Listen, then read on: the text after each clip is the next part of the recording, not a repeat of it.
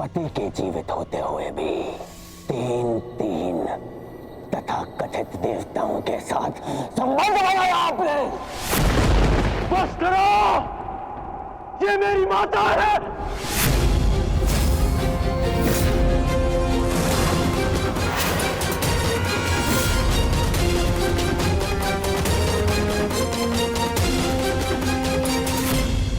ये भले ही पांडवों की जन्म माता है, परंतु ये तुम्हारी मां समान है।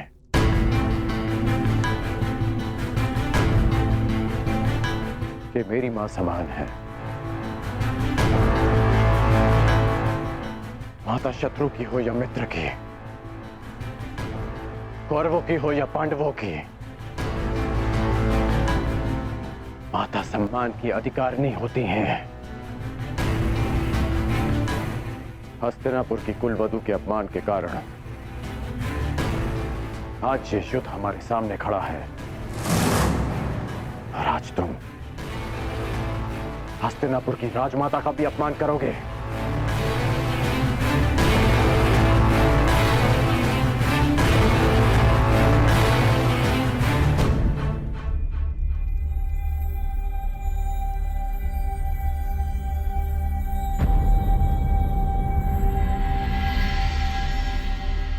मैं बताता हूं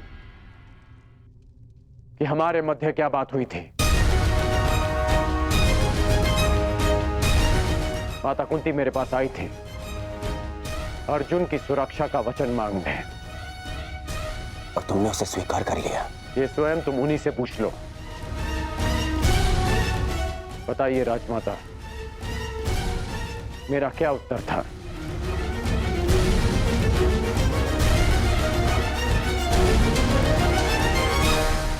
लड़ने का, युद्ध के अंत तक। या अर्जुन जीवित रहेगा या फिर वो। उसने ये भी कहा कि वो अपने मित्र से वो नहीं मोड़ सकता। परंतु ये बस। और कुछ मत कहिएगा मामाश्री, कुछ मत कहिएगा।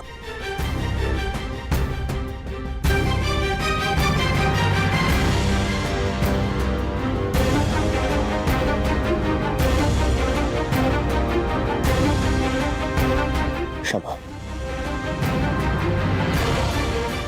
क्षमा कर दीजिए राजमाता। अपने अपने अपशब्दों के लिए मैं क्षमा प्रार्थी हूं। क्रोधवश में मैं स्वयं से नियंत्रण खो बैठा था। मुझे क्षमा कर दीजिए माता।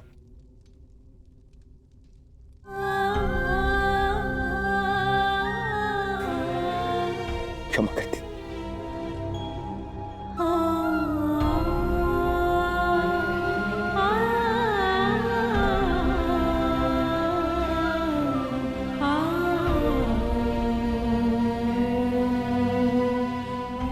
अब आज्ञा दीजिए युवराज।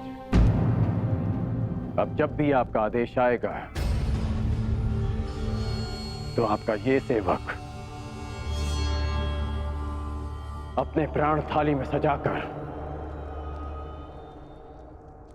आपको अर्पित करने के लिए सामने आ जाएगा। बस एक निवेदन है कि फिर से मुझे निष्ठाहीन, कायर और द्रोही मत कहिएगा।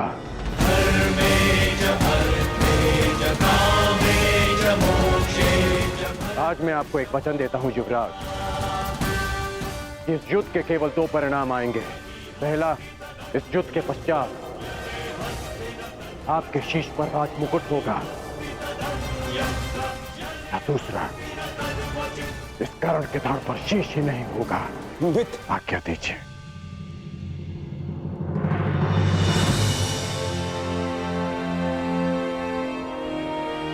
क्षमा कर दो मुझे, क्षमा कर दो। मैं उस छलिए के माया से भ्रमित हो गया था मित्र, मैं भीत हो गया था, स्वयं पर से विश्वास खो बैठा था और तुमसे भी। मुझे लगा कि कहीं वो छलिया मुझसे मेरा मित्र छीन न ले। मुझे क्षमा कर दो मित्र।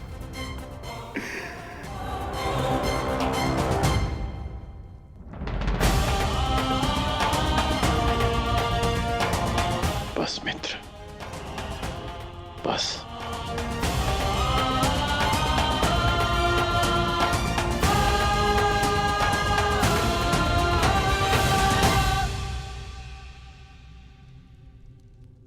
मेरे जीवन के अंतिम क्षण तक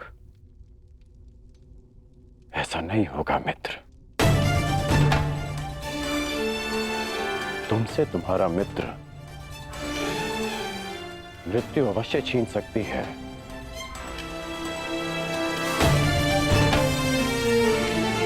परंतु तुम्हारी मेरी मित्रता कोई नहीं छीन पाएगा।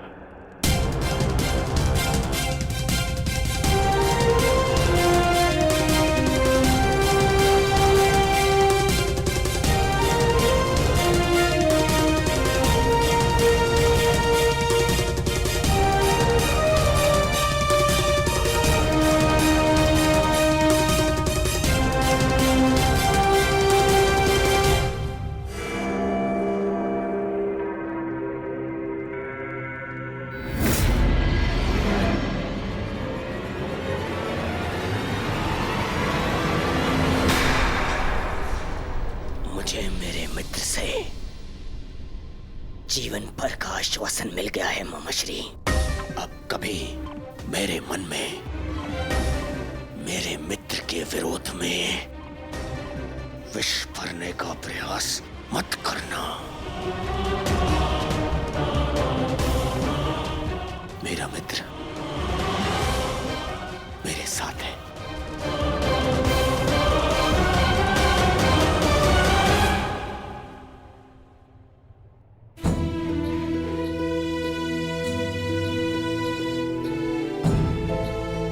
माता शत्रु की हो या मित्र की, माता सम्मान की अधिकारिणी होती हैं। ये भले ही पांडवों की जन्म माता है, परंतु ये तुम्हारी मां समान है, ये मेरी मां समान है।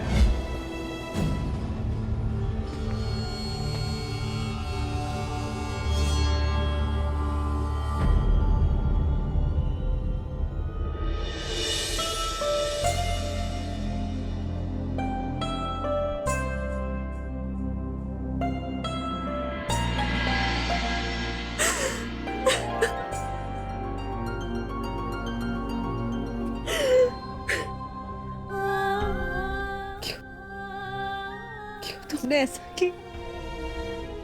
क्यों नहीं सत्य बताया दुर्योधन को? माता अपना कर्तव्य निभाने में असफल रहे, इसका अर्थ ये नहीं कि एक पुत्र भी अपना धर्म भूल जाए। पुत्र होने के नाते माता के सम्मान की रक्षा करना मेरा धर्म था। यदि सत्य सबके समक्ष आ जाता,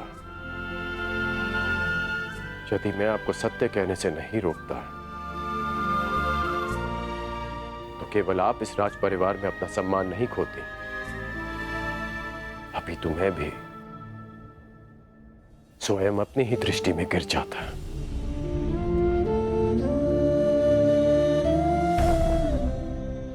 मानता हूं कि मैं आपसे शुद्ध हूं, परंतु आप ही का पुत्र होना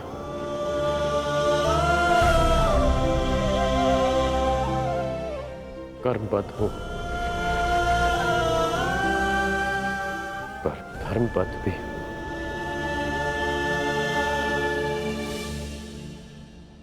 कहां से लाए उतना साहस? कैसे अर्जित किया इतनी पीड़ा सहने का सामर्थ्य? कैसे आई उदारता तुम्हारे हृदय में? तुम्हारा हृदय तो मां से भी विशाल है। कौन हो तुम? कौन हो? जन्म से सूर्य पुत्र कौन्तेय, परंतु कर्म से एक सूत पुत्र, आधे कर्ण।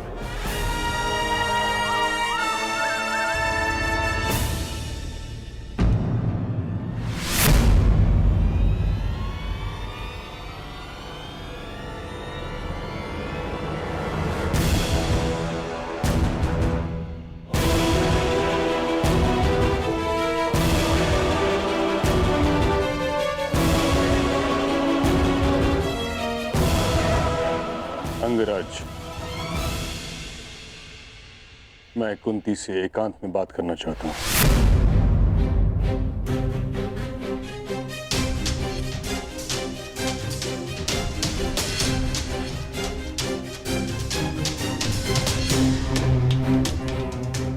अवश्य।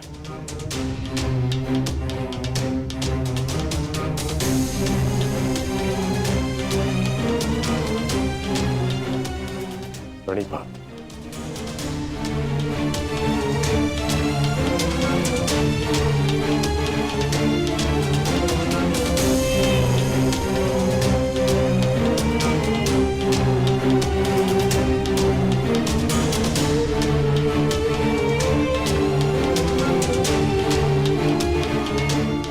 ताजश्री, क्षमा चाहती हूँ। तुम क्यों क्षमा मांग रही हो पुत्री? क्षमा का पात्र तो मैं स्वयं हूं। मैं एक मां से क्षमा मांगने आया हूं, जिसके पुत्र एक महायुद्ध में फंस गए हैं, जिसकी उत्तरदायी तुम नहीं, मैं ही क्या, समस्त महारथी, आचार्य, हम सभी, हम इस युद्ध को रोकने में सक्षम थे, परंतु रोक नहीं पाए। इस बात से मन संतुष्ट है कि तुम्हारे सभी पुत्र धर्म के पक्ष में हैं। यदि उनमें से कोई एक भी मेरे पक्ष में होता तो मैं उसकी रक्षा के लिए कुछ भी कर सकता था।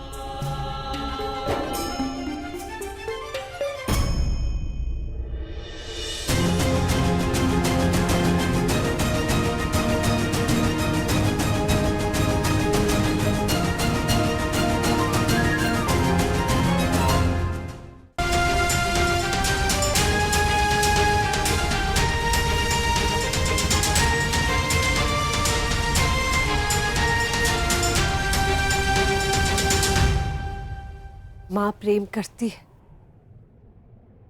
और पिता न्याय करते हैं।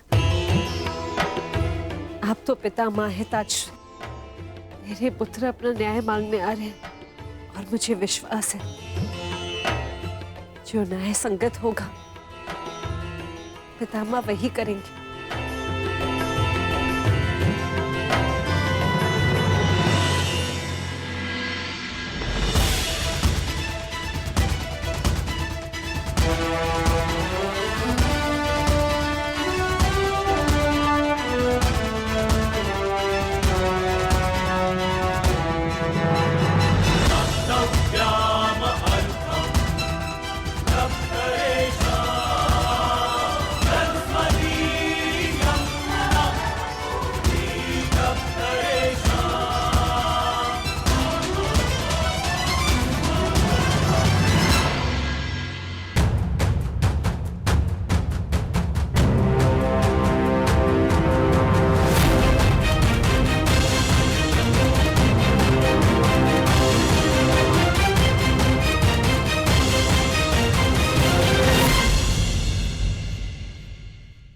माता, क्या आज मैं आपसे कुछ मांग सकता हूँ? हाँ पुत्र, अवश्य। जिस युद्ध में मैं आज जा रहा हूँ माता, वहां या तो मैं विजयी होके लौटूंगा और या फिर वीर गति को प्राप्त हो जाऊंगा। जीवित वापस आने की और वीर गति को पाने की संभावनाएं समान है माता। यदि जीवित वापस आया तो कोई बात नहीं, परंतु वीर गति पाई तो सदा एक घाव मन में रह जाएगा माता। घाव कि मेरी माता ने कभी मुझे देखा ही नहीं और मृत्यु के पश्चात भी उन्हें मेरा मुख स्मरण ही नहीं होगा। माता बस एक विनती है, युद्ध से पूर्व एक बार, बस एक बार मुझे अपनी दृष्टि से देख लीजिए माता। बस एक बार अपनी माता की ममता भरी दृष्टि अपने आप के ऊपर डालना चाहता हूं माता। मैं जानता हूं पिताश्री के लिए ये संभव नहीं है माता, परंतु आप तो एक बार मुझे देख ही सकती माता। आपकी कृपा दृष्टि मेरे लिए आशीर्वाद होगी माता। बस एक बार।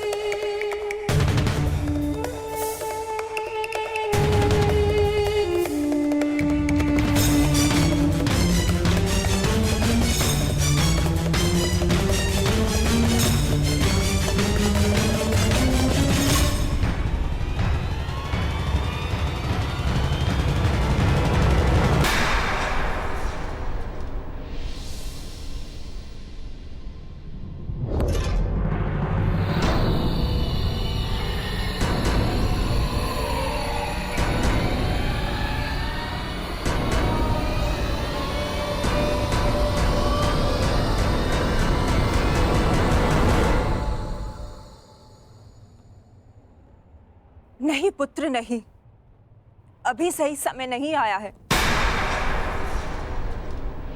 परंतु ये माता वचन देती है कि जिस दिन तुम्हें मेरी दृष्टि की आवश्यकता पड़ेगी, उस दिन ये माता अपने पुत्र के लिए अपने पति को दिया प्रण भी भूल जाएगी।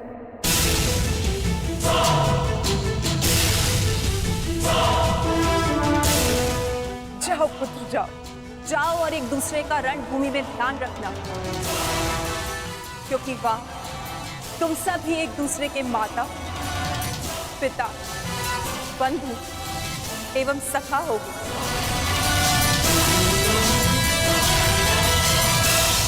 अब आज्ञा दीजिए और आशीर्वाद दीजिए। आज मुझे आपके आशीर्वाद की बहुत आवश्यकता है।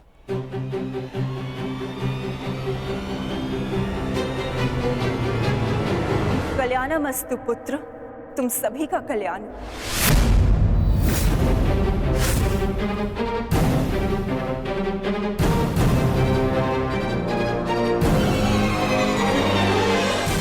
आपने विजयी भव का आशीर्वाद नहीं दिया माता।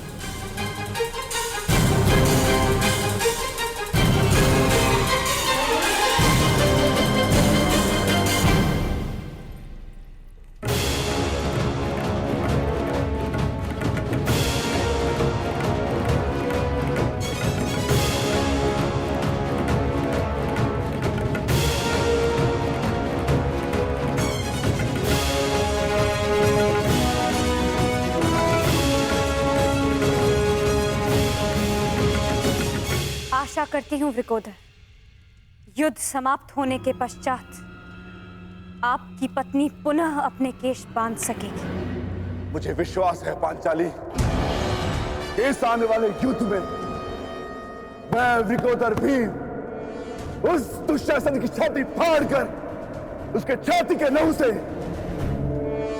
तुम्हारे केश सींच पाऊंगा।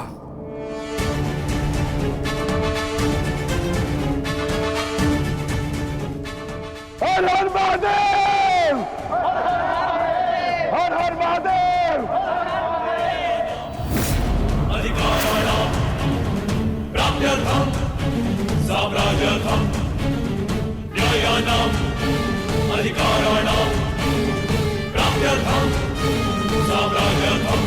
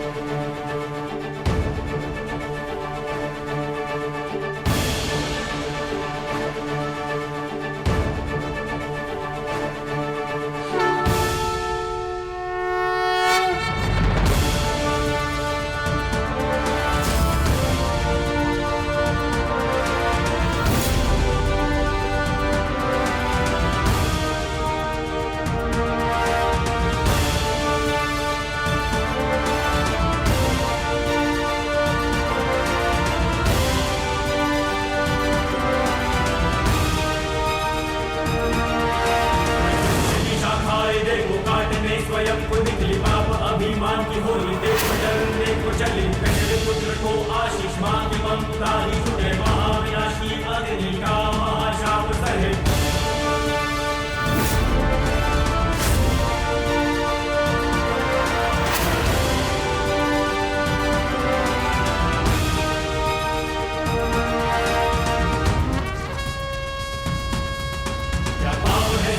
निकला धर्म है अब जाए टूटा, दिया विधाता ने है जो हर अवसर जाए झूठा।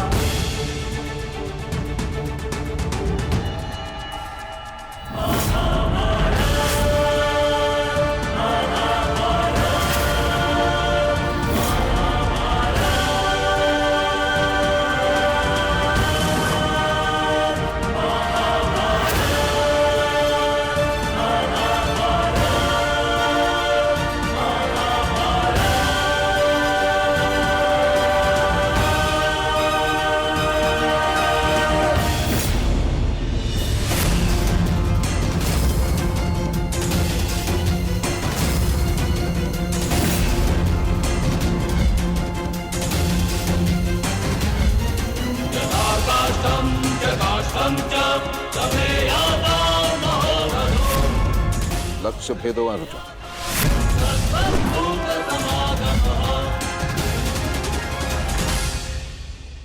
मैं नहीं चाहती कि मेरा कोई भी पुत्र एक दूसरे का वध करे।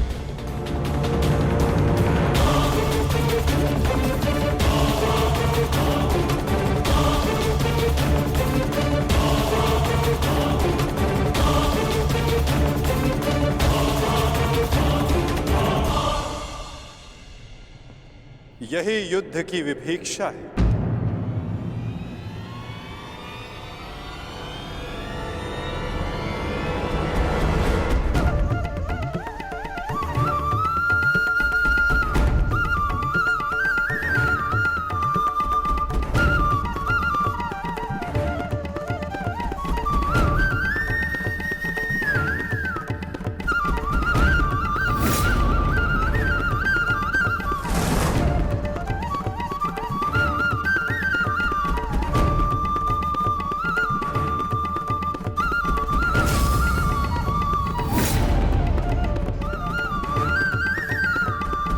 चाहे जो भी पक्ष जीते, परंतु हानि दोनों ही पक्षों को होती है।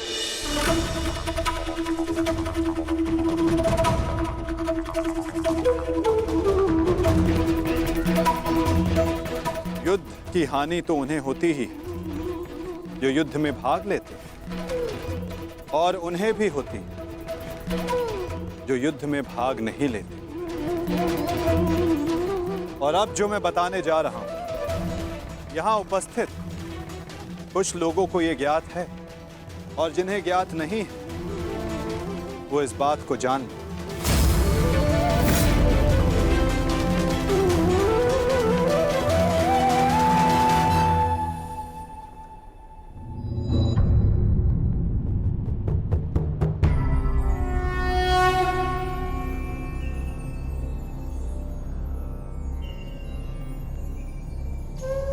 इस युद्ध के लिए ये कुरुक्षेत्र की भूमि उचित क्यों है? सर्वप्रथम ये धरती कुरुवंश के अधिकार में आती, इसलिए इस धरती पर कौरव और पांडव इन दोनों का समान अधिकार है।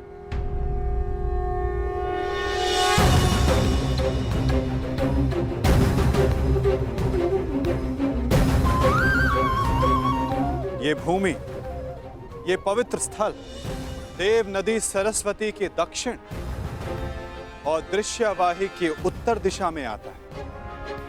ये भूमि, ये भगवान परशुराम के यज्ञ कुंडों से घिरा हुआ है, और उन भगवान परशुराम के 3 शिष्य भी इस युद्ध में भाग ले रहे हैं। महर्षि कुरु ने बरसों तक इस भूमि को जोता और देवों से यह वरदान प्राप्त किया कि जो भी इस भूमि पर मृत्यु प्राप्त करेगा उसे मुक्ति मिलेगी, स्वर्ग मिलेगा।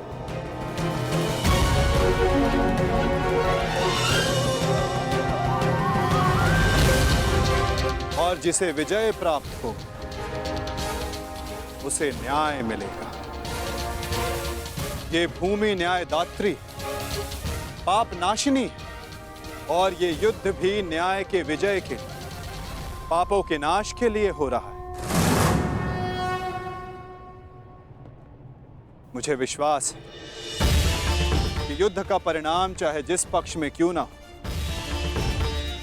धर्म स्थापना अवश्य हो।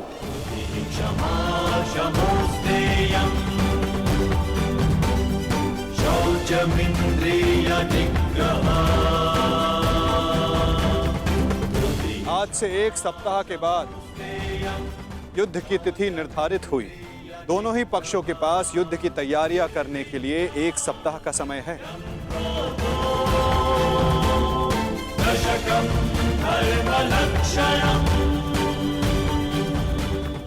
और उसके पश्चात दोनों ही पक्ष यहां पुनः उपस्थित होंगे।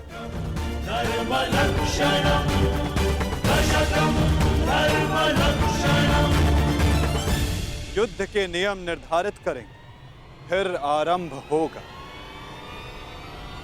महाभारत का।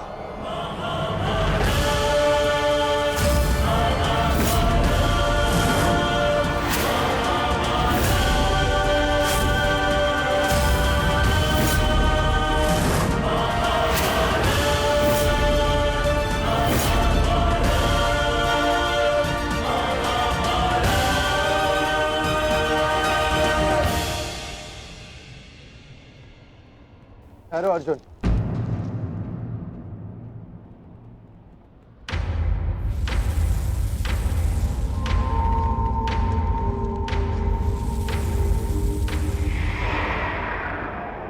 युद्ध से पहले भी आप हमारे श्रद्धेय थे, युद्ध में भी होंगे और युद्ध के पश्चात भी।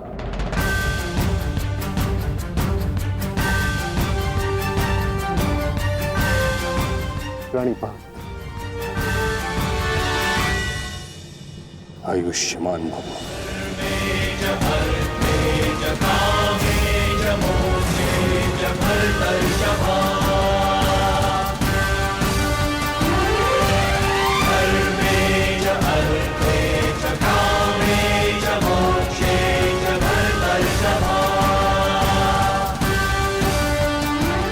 यशस्वी भव।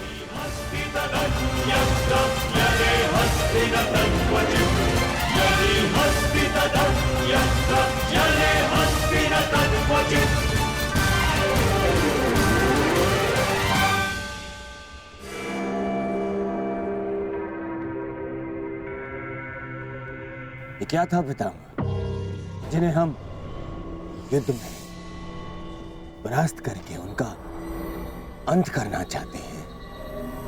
उन्हें आप लंबी आयु का आशीर्वाद दे रहे हैं। ये दुर्योधन जब छोटे आशीर्वाद मांगे तो उनको आशीष देना बड़ों का कर्तव्य है।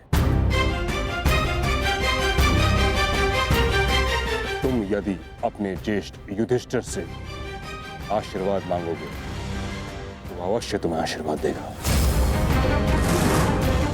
इतनी बड़ी सेना है तुम्हारे पास, मेरे केवल एक आशीर्वाद देने से तुम अपना आत्मविश्वास खो बैठे। तुमने जो चाहा तुम्हें मिला, वो सब कुछ तुम्हारे पास है जो तुम्हें चाहिए। मैं तुम्हारे पक्ष में इस युद्ध में खड़ा हूं, परंतु पांडवों को भी मेरे आशीर्वाद का अधिकार है।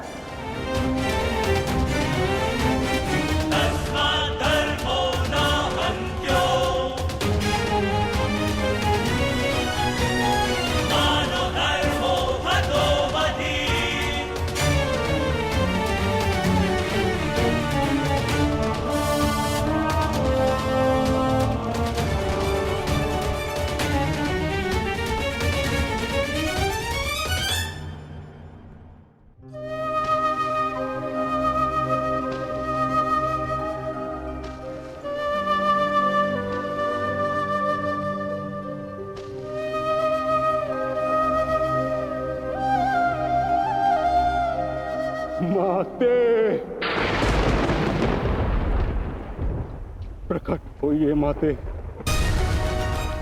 आपका गंगा पुत्र भीष्म आपके समक्ष उपस्थित है।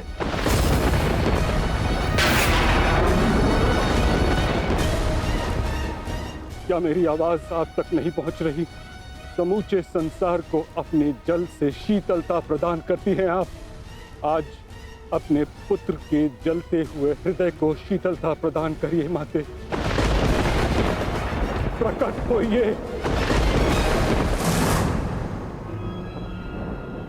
समझ गया मैं। आप मुझसे रुष्ट हैं, असंतुष्ट हैं। आप कर भी क्या सकती हैं? इस पथ का चयन अपने लिए मैंने स्वयं किया। यही मेरा दोष है। मेरा दोष वो प्रारब्ध है जिसने मुझे इच्छा मृत्यु का श्राप दिया है। मेरा दोष मेरी वो प्रतिज्ञा है जिसे मैं तोड़ नहीं सका।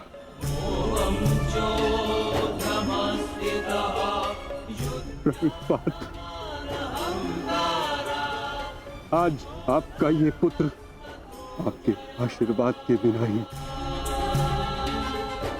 युद्ध में भाग लेने जा रहा है। अपनी भूल के लिए भाग्य को दोष देना उचित नहीं है गंगापुत्र।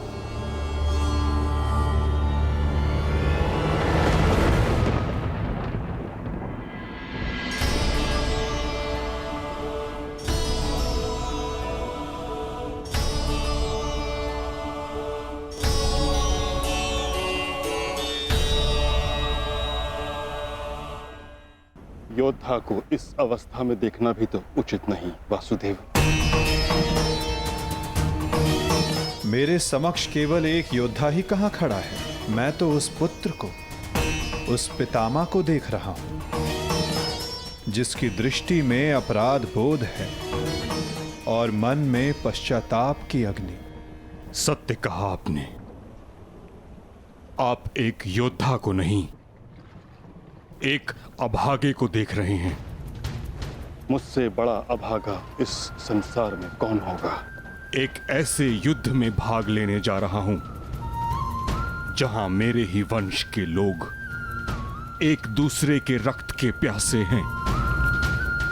भाइयों में प्रेम की जगह प्रतिशोध है, अहंकार है। बाण किसी ओर से भी चले, छाती मेरी ही छलनी होगी। रक्त किसी का भी बहे, हृदय मेरा रोएगा। और मैं इस अनर्थ को रोकने के लिए कुछ भी नहीं कर सकता।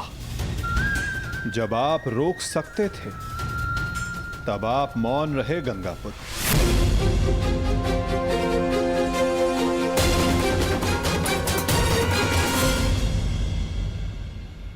इस युद्ध को संभव बनाने में आपका भी योगदान है गंगापुत्र। उस अधर्म के आप भी भागीदार थे। भागीदार नहीं वासुदेव, विवश था मैं। अपने वचन से, अपनी प्रतिज्ञा से बंधा हुआ था।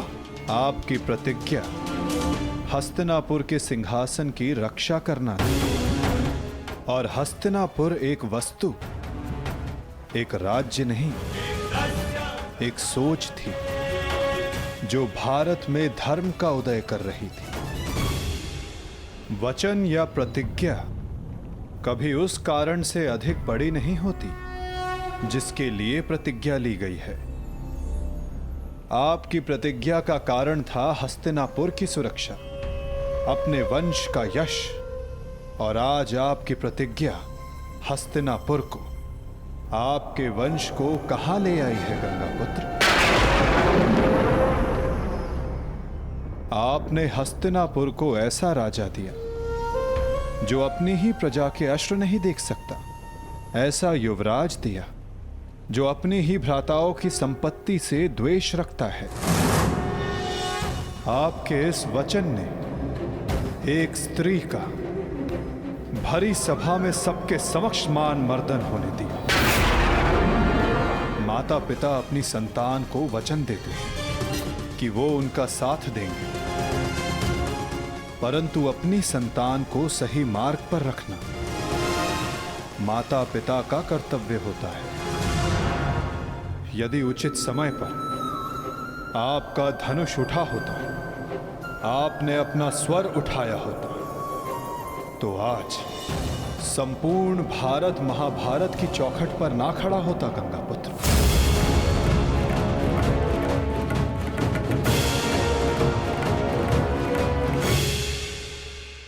प्रतिज्ञा को पूर्ण करने के लिए कितना बड़ा मूल्य चुका रहा है ये संसार।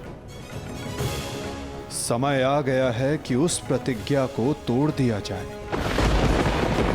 क्योंकि उचित और अनुचित की परिभाषा प्रतिज्ञा से नहीं, अंतरात्मा की पुकार से बंधी होती है गंगापुत्र। ये चुनाव आपका था और इसका फल भी आप ही भोगेंगे। अपने चुनाव के लिए आप स्वयं उत्तरदायी हैं गंगापुत्र, ना कि आपकी प्रतिज्ञा और ना ही आपका प्रारब्ध। ठीक कहा आपने वासुदेव। मैं अपने चुनाव का उत्तरदायित्व अपने सर लेता हूं। मेरा चुनाव है कि मैं अपना वचन तोड़ नहीं सकता। निराशा हुई मुझे ये जानकर। कदाचित इसके लिए पांडव आपको क्षमा कर दे, कदाचित याज्ञसेनी आपको क्षमा कर दे, कदाचित मैं आपको दोषी ना मानूं, परंतु इतिहास आपको इसके लिए कभी क्षमा नहीं करेगा गंगापुत्र।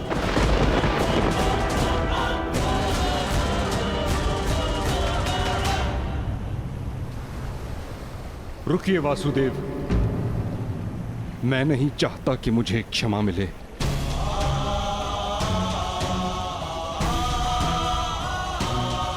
वचन पूर्ण करने का पुण्य मुझे मिले न मिले, परंतु मौन रहने का दंड मुझे अवश्य मिलना चाहिए।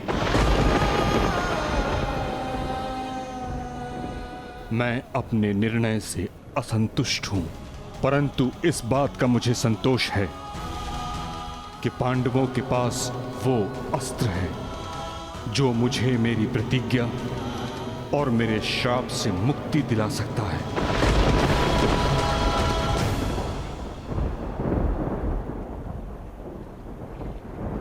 आप भली भांति जानते हैं कि मैं किसके विषय में बात कर रहा हूं, किंतु पांडवों को इसका ज्ञान नहीं। उनका मार्गदर्शन आपको करना होगा वासुदेव। भीष्म नामक समस्या का समाधान आप उनको सुझाएंगे। समाधान अपने गंतव्य तक पहुंचने को है गंगापुत्र।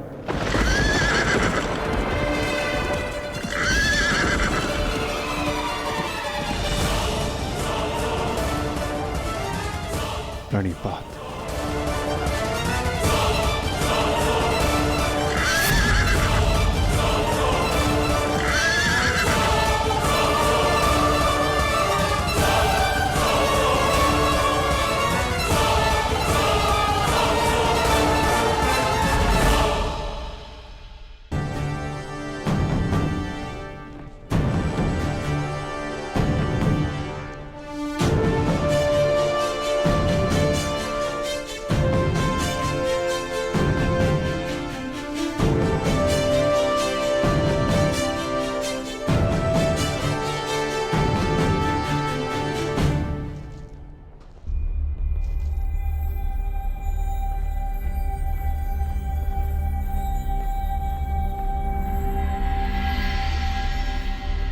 पिताश्री,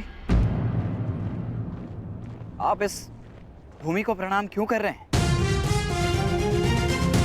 क्योंकि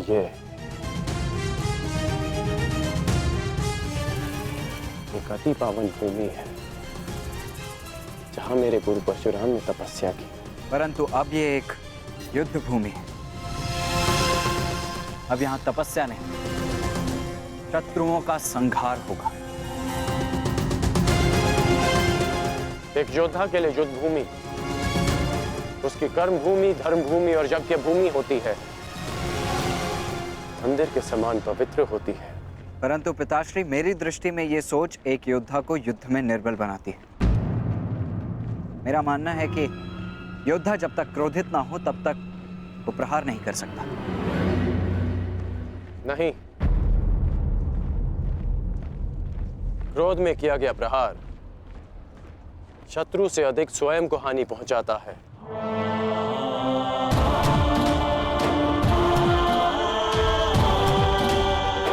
परंतु ये तुम्हारा नहीं, तुम्हारी आयु का दोष है। जब मैं भी तुम्हारी आयु का था तो ऐसा ही सोचता था। मेरे भीतर भी यही आक्रोश, यही क्रोध था। परंतु मेरे गुरु परशुराम ने मुझे सिखाया है कि कैसे अपने क्रोध को अपना शस्त्र बना, अपनी दुर्बलता नहीं, कि कैसे शांत मन से उस क्रोध को प्रहार में परिवर्तित करना चाहिए। पुत्र, जब भी शत्रु सामने हो तो दृष्टि में अवश्य क्रोध रखो, परंतु मन शांत रहना चाहिए। परंतु पिताश्री, आज जो मैंने देखा वो तो कुछ और ही था। जब आप पांडवों के समक्ष थे, आपके दृष्टि में क्रोध नहीं था। कोई योद्धा कैसे अपने शत्रुओं को कोमल भाव से देख सकता है?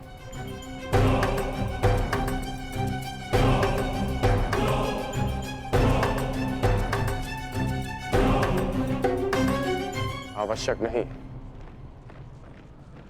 कि हर कोई जो हमारे विपक्ष में खड़ा हो, हमारे विरोध में खड़ा हो, वो हमारा शत्रु हो।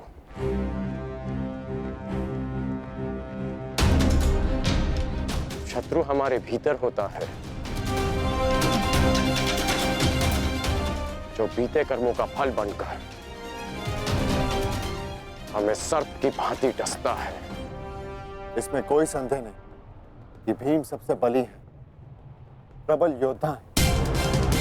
परंतु यह भी निश्चित है कि कुमार धृष्टद्युम्न रणनीति में सबसे कुशल और प्रहार में सबसे गतिमान है। परंतु एक सेना के दो सेनापति कैसे हो सकते हैं धर्मराज? अब आप ही बताइए कि किसे सेनापति चुना जाए।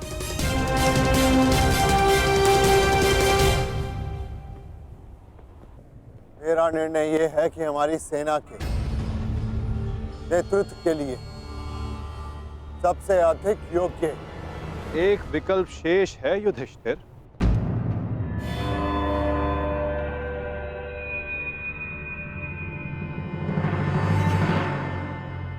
कौन वासुदेव? सेनापति पद के लिए भीम से अधिक कुशल और कौन हो सकता है? भीम की कुशलता पर मुझे कोई संदेह नहीं, परंतु हमें एक ऐसा सेनापति चाहिए जो युद्ध में गंगा पुत्र के समक्ष खड़ा हो सके।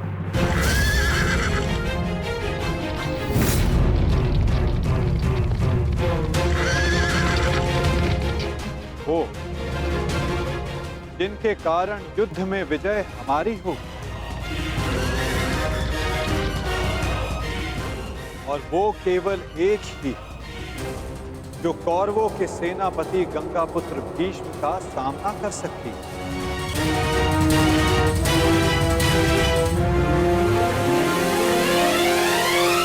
शिखंड।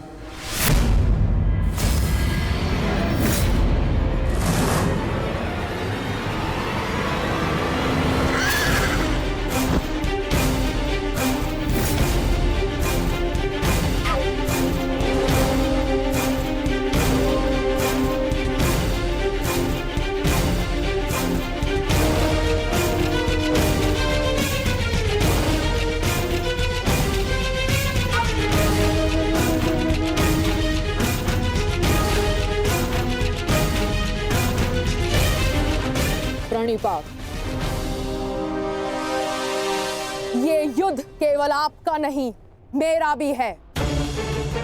हर उसका है जिसको कौरवों के अन्याय से कष्ट हुआ है। और मैं वचन देती हूं, कौरवों को परास्त करने के लिए मैं पूरा प्रयास करूंगी। हर हर महादेव! हर हर महादेव! हर हर महादेव! हर हर महादेव! हर हर महादेव!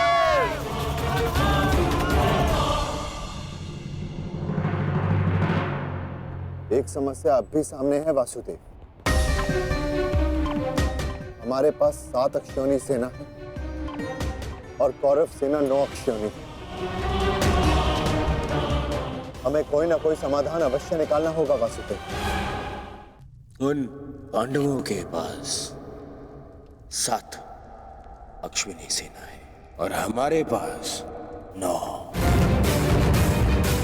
चिंता करने की आवश्यकता उन्हें है, हमें नहीं। यदि तुम यूं ही बैठे बैठे आनंद मनाते रहोगे ना दुर्योधन, तो शीघ्र ही ये समीकरण बदल जाएगा। ना, मेरे कहने का तात्पर्य ये है कि शीघ्र ही ये समीकरण बराबर का हो जाएगा दुर्योधन। समझ गए? कैसे? मद्रराज शल्य स्मरण है? नकुल सहदेव का मामा है वो, मामा। और हर मामा अपने भांजे के अतिरिक्त और किसी का सगा नहीं हो सकता ना? और ये बात तुमसे अधिक कौन जान सकता है? उसके पास 2-2 अक्षौणी सेना है, 2-2, और वो भी अति शक्तिशाली। वो यदि पांडवों के पक्ष में चला गया ना, तो पांडवों की शक्ति हमसे अधिक हो जाएगी निश्चित। और हाँ, कलिंग का स्वयंवर तो स्मरण है ना तुम्हें दुर्योधन? शल्य को शत्रु का क्रोध अधिक शक्तिशाली बना देता है, देखा है तुमने? देखा है ना? और हाँ, मैंने तो ये भी सुना है कि शल्य सेना का हर एक सैनिक शल्य की इस विद्या में थोड़ा कम, थोड़ा अधिक कुशल है। ये तो चिंता का विषय है मामाश्री। नहीं होना चाहिए। शैल्य को अपने पक्ष में कैसे किया जाए? है, मेरे पास एक योजना है दुर्योधन। मद्रराज शल्य अपने वचन का पक्का है, परंतु चरित्र का थोड़ा सा कच्चा। ये स्वभाव से थोड़े रसिक भी हैं। तुम समझ रहे हो ना मैं क्या कह रहा हूँ? रसिक हैं थोड़े से। चल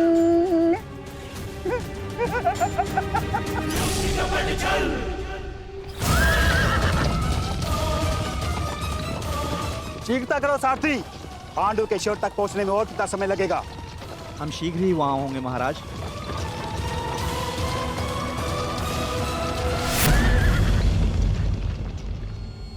रथ क्यों रोका? मार्ग में कोई है महाराज। किसका साहस जो मद्रराज का मार्ग रोक सके?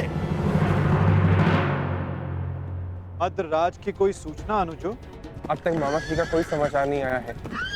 समझ में नहीं आता किस कारणवश उन्हें इतना विलंब हो रहा है। प्रतीक्षा केवल दुर्बल करते हैं नकुल, योद्धा केवल प्रयास करता है। युद्ध आने को है, कहीं ऐसा ना हो कि तुम प्रतीक्षा करते रह जाओ और शत्रु अपने प्रयास में सफल हो जाए। अभी युद्ध के नियम निर्धारित नहीं हुए हैं।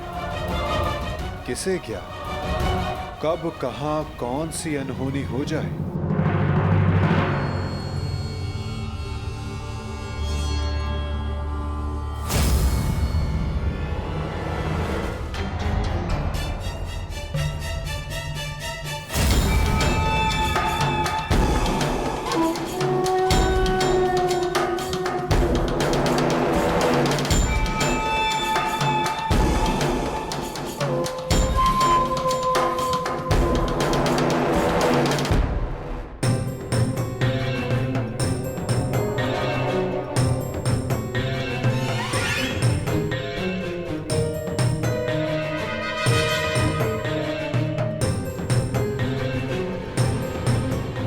पात्र मद्रराज। कौन है आप? आपकी सेविकाएं। आपकी यात्रा बहुत लंबी है, आपकी सेवा के लिए आए हैं, आपको आपके गंतव्य स्थान तक पहुंचाने। किसने आपको भेजा है? वासुदेव। वासुदेव? वासुदेव को हमारा धन्यवाद कहिएगा, परंतु मुझे आज विलम्ब हो रहा है। प्रणाम। मर्तराज, क्या आप हम दोनों को दंडवीर बनाना चाहते हैं?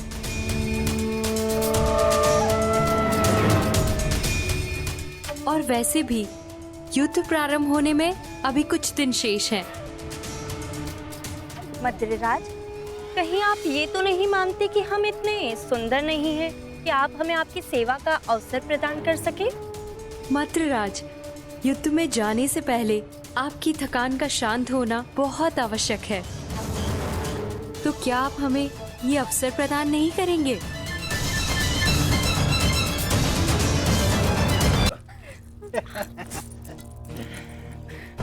सेवा का आनंद ले रहे हैं ना? अवश्य।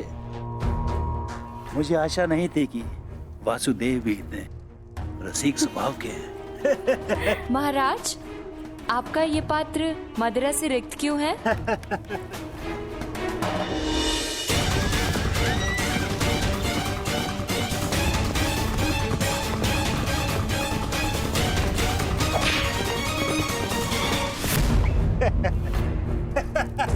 महाराज, हमसे क्या भूल हुई? अभी तो आप युद्ध का आनंद उठाते रहे, लेकिन हमें भी तो आप अपनी सेवा का आनंद लेने दीजिए।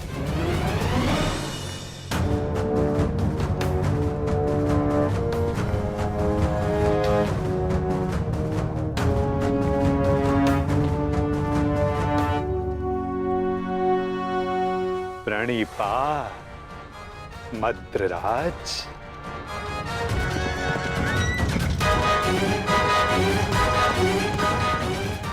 आशा करता हूँ कि इस वासुदेव से अतिथि सत्कार में कोई त्रुटि ना रह गई हो।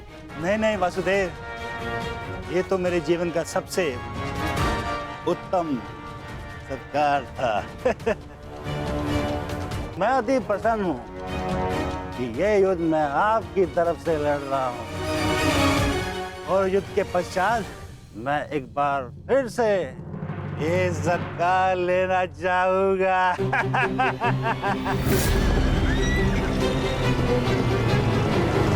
अवश्य, ऐसा सत्कार मैं आपका एक बार क्या कई बार करवाऊंगा, परंतु मैं आपसे आश्वासन नहीं मांग रहा हूं। मैं आपसे वचन चाहता हूं कि इस युद्ध में आप पूर्ण बल से और पूर्ण मनोयोग से हमारी सहायता करेंगे ना आप मद्रराज? आपको मेरे आश्वासन पे संदेह है? तो ठीक है, मैं आपको वचन देता हूँ कि जिसने मेरा ऐसा उत्तम सत्कार किया है, मैं युद्ध के अंत तक उसके पक्ष से लड़ूंगा। मैं आपको वचन देता हूँ कि प्राण जाने तक मैं शल्य अपने अतिथि की ओर से अपने शत्रुओं का नाश करूंगा।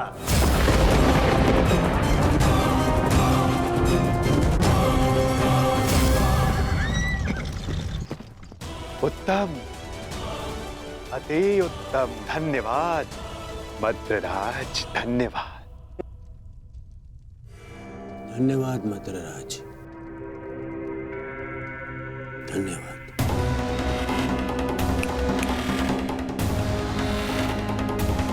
मैं दुर्योधन कौरवों की सेना में आपका स्वागत करता हूँ। तुमने सत्कार किया था मेरा, मुझे भ्रम में रख के मुझसे वचन लिया। छल किया है तुमने मेरे साथ, छल किया है वासुदेव ने पांडवों के साथ, छल। ये वो छलिया वासुदेव नहीं, ये है मेरा मित्र पुंडरीक वासुदेव।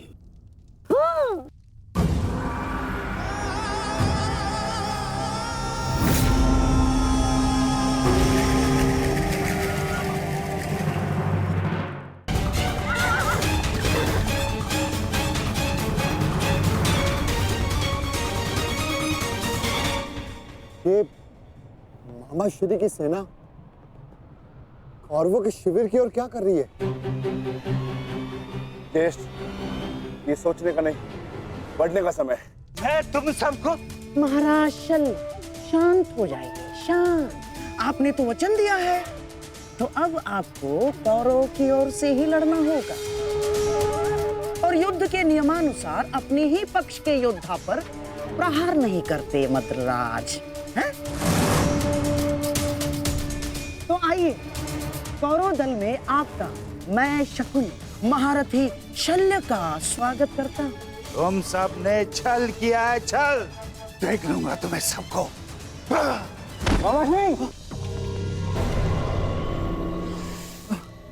ये सब क्या हुआ?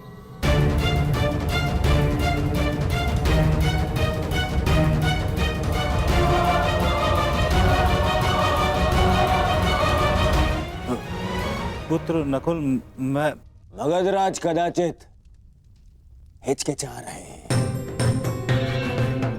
आओ पांडु पुत्रों, मिलो कौरवों के नए सहयोगी से, महारथी महाराज शल्य से। तुम क्या सुन रहे हो मामा श्री?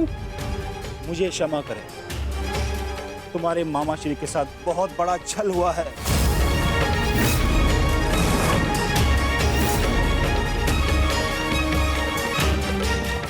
मुझे भ्रम में रखकर वचन लिया गया है मुझसे। भ्रम से ही सही, परंतु आप वचन के भार से बद्ध हैं मद्रराज। दुर्योधन, तुमने हमारे साथ छल किया है।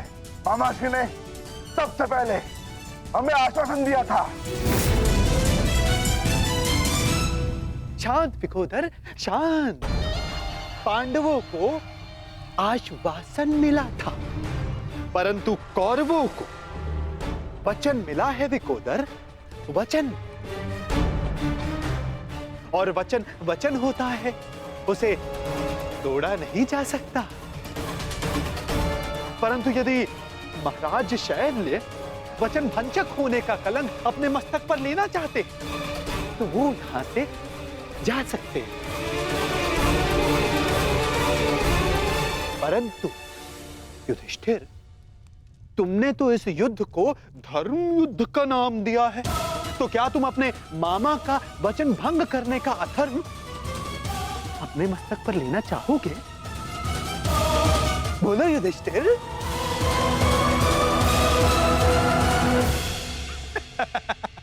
ये सब तुमने किया है पाखंडी। सावधान, सावधान सुन।